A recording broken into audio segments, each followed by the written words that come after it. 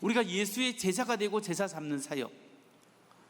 예수님께서 마태복음 28장 19절로 20절에 그 사명에 대해서 이렇게 이야기했습니다. 함께 읽어봅니다. 시작. 그러므로 너희는 가서 모든 민족을 제자로 삼아 아버지와 아들과 성령의 이름으로 세례를 베풀고 내가 너희에게 분부한 모든 것을 가르쳐 지키게 하라. 볼지어다 내가 세상 끝날까지 너희와 항상 함께 있으리라 하시니라. 아멘. 여러분, 예수님께서 부활하시고 성천하시고 이제 성천하시기 바로 전에 제자들에게 유언처럼 말씀하신 말씀이 바로 이 말씀입니다. 이걸 우리가 대사명이라고 하기도 하고 지상명령이라고 하기도 합니다. 예수님께서 우리에게 주신 최고의 말씀, 최고의 명령이 바로 여기에 있습니다. 가서 제자 삼으라. 가서 제자 삼는다라는 것의 말 속에는 먼저 우리가 예수님의 제자가 되어야 됩니다. 복음을 제대로 알고 복음을 누리고 복음의 은혜를 경험하는 그 은혜가 있어야 한다는 거예요.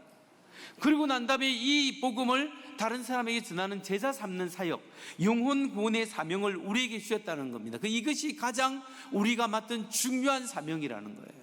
여기에 헌신해야 한다는 겁니다. 오늘 우리는 요한복음 17장 말씀을 통해서 우리 인생을 가장 값지게 살기 위해서 우리에게 주어진 사명을 감당해야 하는데 어떻게 그 사명을 감당할 것인가, 이 문제에 대해서 말씀을 통해 살펴보고자 합니다. 여러분, 예수님은 우리에게 영혼 구원과 제자 삼는 사역에 사명을 주셨습니다. 우리 모두가 이 사명을 감당해야 하는데 어떻게 하면 우리의 이 사명을 잘 감당할 수 있을까요? 어떻게 하는 것이 사명 잘 감당하는 방법입니까? 첫 번째, 우리가 사명을 감당하는 방법은 하나됨입니다.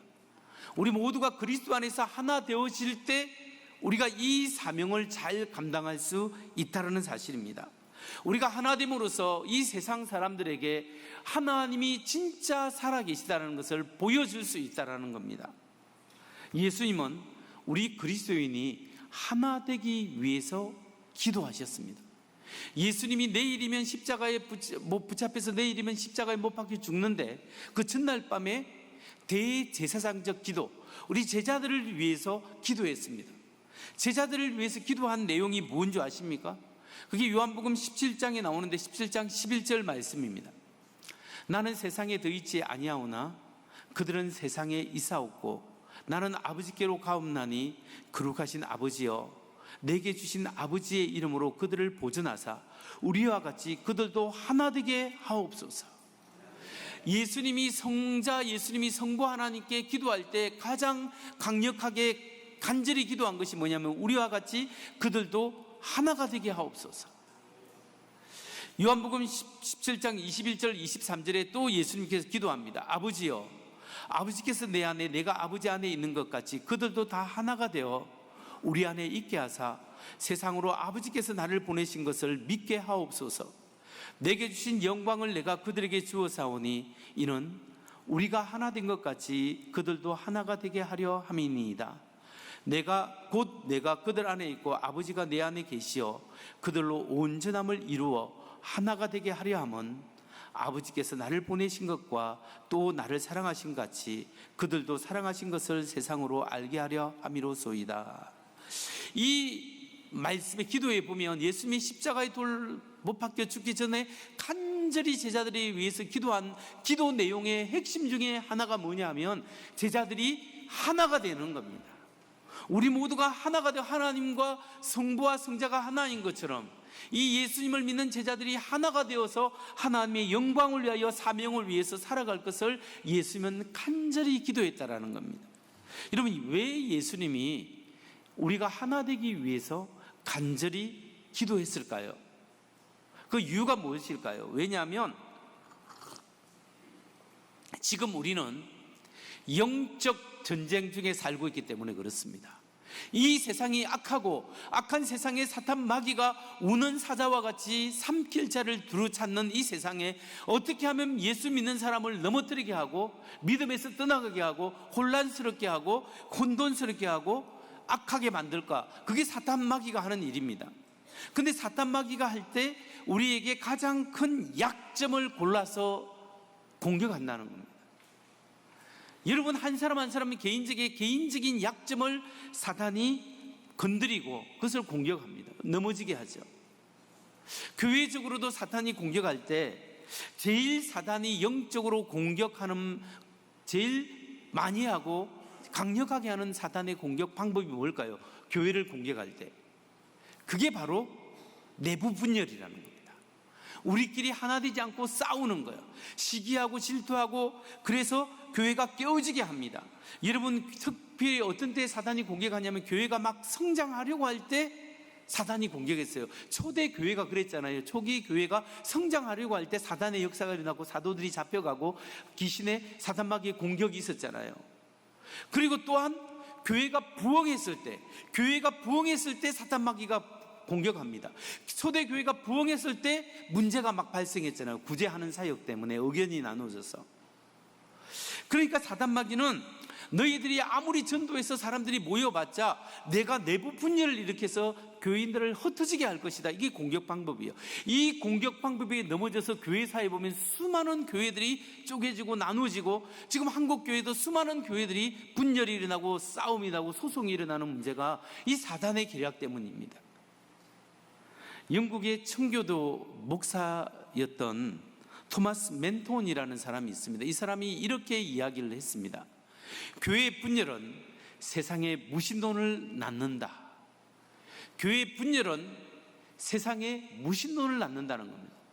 그러니까 하나님의 사람들이 서로 사랑하고 하나님의 사명이 하나 되어야 되는데 서로가 분열이 일어나고 잘못된 막 이렇게 시기 질투가 일어나갖고 싸우게 되면 세상 사람들이 저 봐라, 저 예수쟁이들, 저 예수 믿는다고 하더만 하나님이 어디 있느냐라고 하나님을 비방거리로 만드는 무신론을 만들게 된다는 거죠. 그러나 교회가 연합하고 하나 되고 일치되면 뭐가 내 하나님의 영광이 일어나고 전도의 물결이 일어나게 되는 겁니다. 교회의 분열은 하나님의 영광을 가리는 것이고, 교회가 일치되고 하나 되는 것은 하나님의 영광이 나타나고 성령의 역사가 일치될 때, 성령의 띠로 하나 되게 했을 때 하나님의 역사가 그게 일어나는 거예요. 실제로 하나님의 성령이 오늘날 교회 가운데 역사하시잖아요. 여러분, 지금 유럽 교회들은 무너져 내렸지만 아프리카나 남미의 수많은 교회들이 계속적으로 성장하고 있습니다. 이란에서도 수많은 사람들이 하루에 수천 명이 예수 믿는 사람들이 들어온대요. 이슬람 사람들이 예수 믿는 사람으로 들어오게 됩니다. 이게 뭐냐면 성령의 역사가 아니면 도저히 해결할 수 없는 일이에요. 여러분, 하나님의 역사를 사모하는 곳에는 성장이 있고 하나님의 기적의 역사가 우리 삶 속에 일어납니다. 그러나 분열이 있는 곳에서는 하나님의 역사하지 않습니다. 그렇기 때문에 교회에서 해가 되는 말, 해가 되는 행동을 삼가해야 합니다. 이 사람을 비판하고 저 사람을 비판하고 이 사람을 모욕하고 그렇게 상처를 주면 안 됩니다. 믿음의 은혜를 사용하십시오. 은혜로 말을 하십시오. 우리가 가는 곳곳마다 사람을 세워주고 격려하고 칭찬하고 힘이 나고 서로가 서로를 칭찬하는 그런 소리가 교회에서 계속 일어나야 합니다. 그때 성령의 역사하시는 겁니다. 참으로 감사하고 다행인 것은 우리 교회는 그동안 하나님의 은혜 가운데 하나됨을 이루어 왔습니다. 이게 하나님의 은혜입니다. 또한 우리가 경계해야 될 것이 바로 교회의 분열입니다. 한두 사람이 자기 공동체에서, 자기 구역에서, 자기 속한 선교에서 부정적인 말을 하고 비난을 하게 되면 그 비난과 부정적인 말이 누룩처럼 번져서 여기저기서 부정적이서 막 곰팡이가 피어 올라가게 되어 있습니다. 그렇기 때문에 의도적으로 불만, 불평을 몰아내십시오. 의도적으로 칭찬하십시오. 의도적으로 사랑하십시오. 의도적으로 섬기십시오. 의도적으로 좋은 말을 하고 격려를 하십시오. 그 속에 하나님의 사랑이 피어나고 하나님의 은혜가 일어나고 정말 부족하고 연약해도 사랑으로 덮어나갈 때 성령께서 그 부족함을 강하게 만들어주시고 은혜로 채워주신다는 사실입니다. 바로 이렇게 주님을 믿기 때문에, 하나님 때문에 내 마음이 기쁘고 다른 사람에게 은혜를 베풀고 칭찬을 하면 내가 살고 우리 가정이 살고 우리 교회 공동체가 살게 되는 줄 믿으시기 바랍니다. 그러니까 여러분, 우리가 사명 감당하기 위해서는 하나가 되어야 돼요. 성령을 의지하고 사단의 역사를 쫓아내는 여러분 되시기 바랍니다. 그렇다면 이제 우리가 살펴볼 질문은, 우리가 하나가 되어야 되는데 과연 어떻게 하나가 될 수 있는가라는 문제입니다. 우리가 서로 그리스도 안에서 하나가 되는 제일 좋은 방법은 무엇일까요? 두 가지 방법이 있습니다. 먼저 하나는, 첫 번째 방법은, 우리가 하나 되는 첫 번째 방법은 섬김입니다. 섬김. 예수 그리스도의 사랑으로, 하나님의 은혜로 우리가 서로가 서로를 섬길 때 하나가 되고 하나님의 역사가 일어나는 거예요. 예수님이 우리를 섬기기 위해서 왔습니다. 죄로 말미암아 죽게 된 우리를 살리시고 주님의 목숨으로 우리의 목숨을 살리기 위해서, 섬기기 위해서 예수님이 이 세상에 오셨다는 거예요. 마가복음 10장 45절을 보십시오. 같이 한번 읽어볼까요? 시작. 인자가 온 것은 섬김을 받으려 함이 아니요 도리어 섬기려 하고 자기 목숨을 많은 사람의 대속물로 주려 함이라. 아멘. 인자는 예수님, 하나님 아들을 말합니다. 인자가 온 것은, 예수님이 온 것은 섬김을 받으려 함이 아니요 도리어 섬기려 했습니다. 어디까지 섬기려 했냐면 자기 목숨을 많은 사람의 대속물, 대신 자기 값을 치르고 우리를 해방시켜 주기 위해서, 죄와 죽음과 사망의 그늘에서 우리를 해방시켜서 생명으로 인도하기 위해서 자신의 생명을 내어놓기 위해서, 그렇게 섬기기 위해서 예수님이 오셨다라고 성경은 이야기하고 있는 거예요. 그러면 여러분, 이렇게 우리가, 예수님이 우리를 섬겼기 때문에 우리가 서로가 서로를, 예수 믿는 사람들은 섬겨야 합니다. 섬길 때 하나가 됩니다. 두 번째 방법, 우리가 하나가 될 수 있는 두 번째 방법, 어떻게 하면 될까요? 그것은 우리가 동일한 사명을 가질 때 하나가 될 수 있습니다. 우리가 똑같은 사명에 집중하고 동일한 사명에 헌신할 때 우리는 하나가 될 수 있습니다. 여러분, 교회를 세운 예수님께서 우리에게 주신 최고의 사명이 무엇일까요? 예수님이 우리에게 맡긴 최고의 사명은 영혼 구원과 제자 삼는 사명입니다. 여러분, 우리가 영혼 구원과 제자 삼는 사역을 위해서 부름을 받았어요. 여러분이 직장 생활하고 있고, 여러분이 사업체를 하고 있고, 여러분이 어떤 일을 하든지가, 어떤 직업을 가졌든지 간에 그거는 우리의 중요한 생계수단입니다. 우리 직업은, 우리 직장은 우리의 중요한 생계수단입니다. 그러나 우리 그리스도인에게 있어서 우리의 직업은 생계수단에만 불과하지 않습니다. 하나님의 사명을 이루기 위해서 주신 것이 바로 우리의 직장이요 직업이에요. 그러니까 우리 직장과 직업을 통해서 하나님의 사명을 이룰 수 있는, 그게 사명에 집중하는 인생이 되어야 합니다. 우리의 직업을 통하여 예수 그리스도의 은혜와 사랑을 나눌 수 있는 그런 사람이 되어야 합니다. 어떤 성도님은요, 너무 힘이 들어서, 목사님, 나는 인생에 의미가 없는 것 같습니다, 나는 인생에 목적이 없어요 라고 말하는 성도님도 있습니다. 근데 여러분, 반드시 우리가 알아야 될 것은, 우리에게는 목적이 없는 게 아니라 하나님이 이미 주신 목적이 있고 사명이 있다라는 거예요. 그래서 우리는 그 사명이 있고 그 사명에 헌신해야 합니다. 기도의 사명, 전도의 사명, 하나님 앞에 맡은 사명이 있는 거예요. 이 사명을 감당할 때 우울증이 사라지게 되는 거예요. 주중에 보니까 이번 주에 전도부가, 전도위원회에서 한 10몇 명이 전도를 하고 돌아왔습니다. 오후 3시에 전도를 나갔는데, 3시는 요즘 아직까지 햇빛이 뜨거워요. 나갔다가 2시간 후에 5시에 들어왔는데 제가 얼굴을 보니까 빨갛게 다 익어 있는 거예요. 땀이 쭉쭉 흘러내리면서, 에어컨 앞에 금방 모였는데 이렇게 다 땀이 흘러내리면서 얼굴이 뻘겋게 돼 있어요. 그걸 보면서 제가 너무 죄송하기도 하고 너무 감사하기도 하고, 하나님, 우리 주님이 얼마나 귀하게 여기는가, 이런 생각을 하게 되었습니다. 여러분 주위에 환경을 주신 것이, 그런 환경을 주신 것이 우연이 아닙니다. 한국에 있는 목사님들이 미국에 오면 꼭 들리는 곳이 있습니다. 제가 미국에서 목회할 때 꼭 사람들이 미국에 오면 꼭 가고 싶은 교회를 한 두 곳을 가게 해달라고 부탁을 해요. 그러면 가서 같이 가는데 어디로 가냐면, 원래는 하나는 크리스탈 처치, 수정교회, 유리로 된 교회, 로버트 슐러 목사님이 했던 그 교회, 지금은 이제 문 닫았습니다만 그 교회를 보고 싶어서 이렇게 데리고 갑니다. 그리고 또 하나 꼭 가고 싶은 교회가 있는데, 그게 어디냐면 릭 워렌 목사님이 목회하는 세들백 처치, 세들백 교회입니다. 그 세들백 교회가 아주 현대식으로 너무나 잘 돼 있는 그런 교회죠. 거기 가서 꼭 이렇게 참여하고 싶어서 안내해 주기도 합니다. 근데 여러분, 그 릭 워렌 목사님은 지금 은퇴하셨고 이제 다른 사람이 사역하고 있지만, 릭 워렌 목사님의 그 아버지도 목사님이었답니다. 근데 그 아버지 목사님이 릭 워렌 아들 목사에게 유언한 내용, 죽기 전에 유언한 내용이 우리가 잘 아는 책 목적이 이끄는 삶에 나와 있습니다. 그 목적이 이끄는 삶에서 자기 아버지의 그 유언의 내용이 기록되어 있는데, 그 내용을 제가 한번 읽어드리겠습니다. 나의 아버지는 50년 이상 목사로 사역하셨고 대부분 시골 중소도시의 교회를 섬기셨다.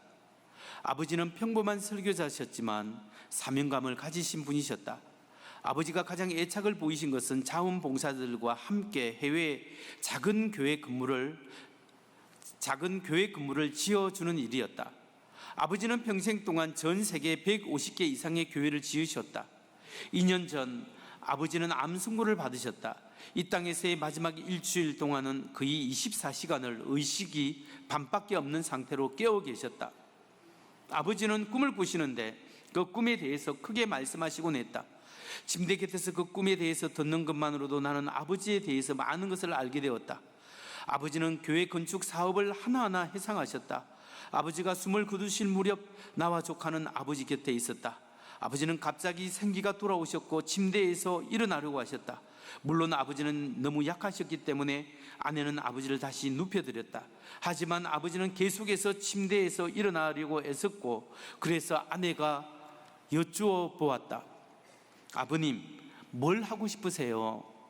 아버지는 이렇게 대답하셨다. 예수님을 위해 한 명을 더 구해야 해. 예수님을 위해 한 명을 더 구해야 해. 예수님을 위해 한 명을 더 구해야 해. 아버지는 계속해서 반복하셨다. 그 후 1시간 동안 아버지는 그 말을 100번 정도 반복하셨다. 예수님을 위해 한 명을 더 구해야 해. 나는 눈물을 흘리며 아버지의 믿음에 대해 하나님께 감사를 드렸다. 바로 그 순간 아버지는 마치 명령하시듯 약한 손을 뻗어 내 머리에 얹고 말씀하셨다. 예수님을 위해 한 명을 더 구해라. 예수님을 위해 한 명을 더 구해라.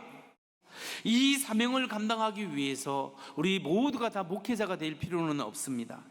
그러나 우리가 항상 기도하면서 물어야 할 질문이 있습니다. 주님, 왜 저를 이 환경 속에 내려놓으셨습니까? 왜 저를 여기에 두신 주님, 여기에 두신 주님의 목적은 무엇입니까? 항상 질문하십시오. 하나님을, 예수님을 위해 한 명을 더 구원하는 일에 감당하고 힘쓰고 애쓸 때 우리 주님이 여러분과 함께 하시고 여러분을 통하여 역사하실 것입니다. 저는 지금까지 복음을 전하는 기독교 변정 책을 8권을 썼습니다. 기독교 변정은 기독교 신앙이 진리라는 사실을 합리적으로 설명하는 그런 학문입니다. 그래서 하나님이 살아계시고 예수님이 정말 하나님의 아들이심을 과학적으로, 역사적으로, 논리적으로, 철학적으로, 성경적으로 알려주는 그런 책을 저는 썼습니다. 그런데 어떤 분이 제게 사랑하는 마음으로 이런 이야기를 몇 분이 이야기했습니다. 목사님, 변정학 책보다 좀 목사님이 설교집을 내면 어떻겠습니까? 라고 이야기합니다. 저도 설교집을 내고 싶습니다만 제 가장 큰 소망은 뭐냐면 사람들에게 예수님을 알고 하나님의 복음을 알았으면 그런 마음이 제 우선적인 마음입니다. 그래서 저도 한 사람이라도 더 예수님을 믿게 하기 위해서 기독교 변정, 복음을 증거하는 그런 책과 자료와 영상들을 만드는데 지금은 집중을 하고 있습니다. 여러분, 감사한 것은 제 책을 읽고 예수님을 믿었다라고 이메일을 보내온 사람도 있습니다. 제가 만든 동영상, 그리고 우리 기독교 변정 선교 연구소에서 만든 동영상을 보고 잃어버린 신앙을 다시 회복하고 교회에 나가겠다고 댓글을 써놓은 사람들이 있었습니다. 여러분, 이것이야말로 하나님이 기뻐하는 일이지 않겠습니까? 제가 확실히 믿는 것은 하나님이 하나님의 사명을 감당하는 사람을 반드시 보호하시고 지키시고 축복하시리라 믿습니다. 말씀을 마칩니다. 여러분 중에 어떤 분은 이런 생각하는 분이 계실 겁니다. 내 인생이 여기서 이렇게 끝나는구나.